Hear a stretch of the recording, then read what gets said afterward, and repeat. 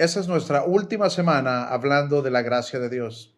Y espero que a través de todas estas semanas, en cada reunión con tu grupo, hayas podido entender lo increíble que es la gracia que Dios nos ha dado. Su gracia es el deseo de Dios para llegar hacia nosotros, y fue Él mismo quien hizo el camino de regreso.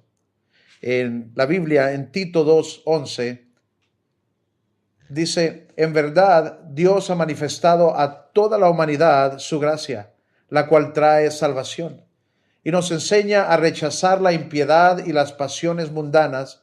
Así podremos vivir este mundo con justicia, piedad y dominio propio, mientras aguardamos la bendita esperanza, es decir, la gloriosa venida de nuestro Dios y Salvador Jesucristo.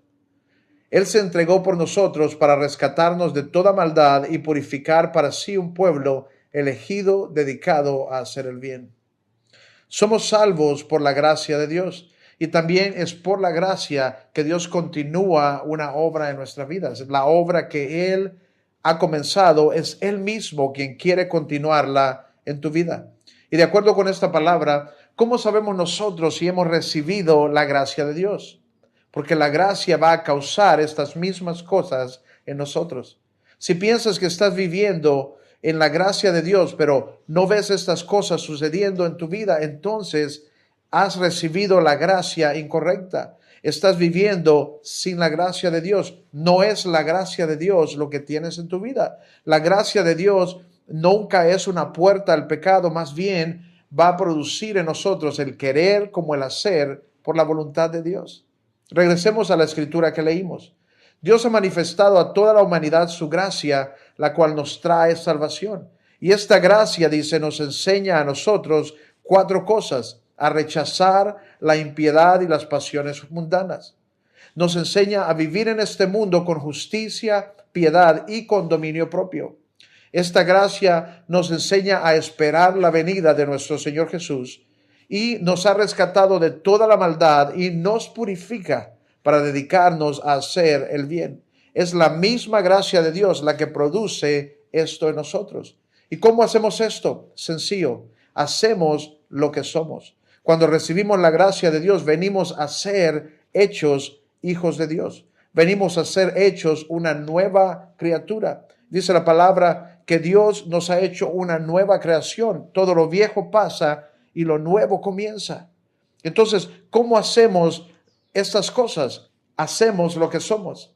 Los perros ladran, los gatos maullan, los pecadores pecan, y los que han sido justificados viven para Dios. La gracia es el perdón de Dios, es el perdón de nuestros pecados. Pero cuando decidimos regresar al pecado, el pecado siempre tiene consecuencias, aún para los creyentes. Dios no quiere que juguemos con el pecado, no quiere que nos quedemos jugando entre el mundo y entre Dios. No porque sea un viejo barbudo y aburrido que ha olvidado cómo divertirse. No, Dios quiere que no vayamos hacia el pecado y que no juguemos con el pecado, porque Él sabe primeramente el dolor y el sufrimiento que el pecado va a traernos. Y Dios sabe también que el pecado no es algo que hacemos, sino es una dirección en la que llevamos nuestra vida. La gracia de Dios hace un camino para nosotros hacia Dios. Y el pecado hace completamente lo contrario. El pecado hace un camino para nosotros de regreso a Satanás y de regreso al mundo. Dios quiere que estés en Él.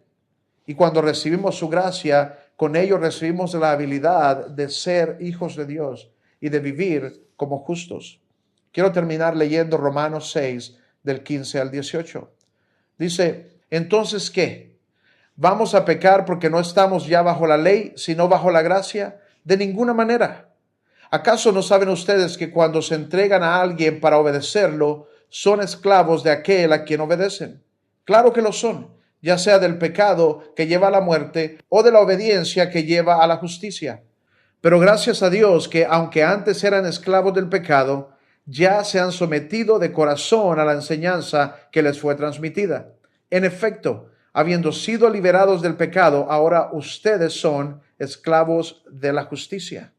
La gracia de Dios hace un camino para nosotros hacia Dios, y el pecado hace un camino para nosotros hacia Satanás. Tenemos que permanecer en la gracia de Dios. Ahora comparte con tu grupo.